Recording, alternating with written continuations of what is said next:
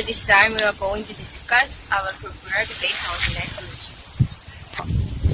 Land pollution is the degradation of the Earth's surface as a result of human activity and waste.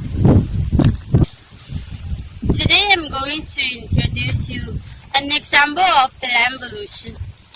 Each household tons of garbage each year. Garbage like aluminium,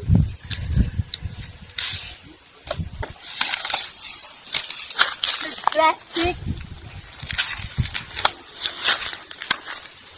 clothes,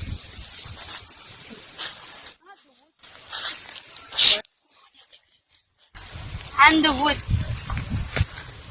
And they are collected and sent to the local recycling units. As you can see, these are the rubbish or the cabbages that the households collected and sent to the recycle unit.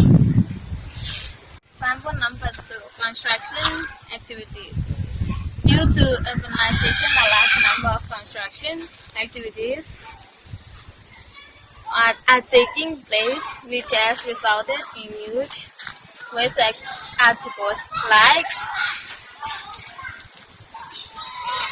the wood, the metal, the bricks, and the plastic that can be seen by naked eyes outside any building or office which is under construction.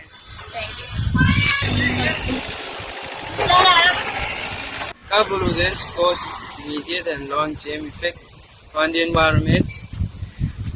Car exhaust emits a wide range of gases, causing global warming and harming the environment and human health.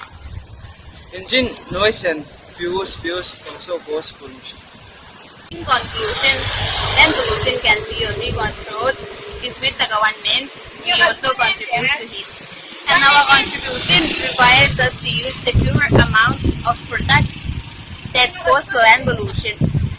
Also, we should make it our duty to sort out non-biodegradable products. That's all from our group members. Thank you.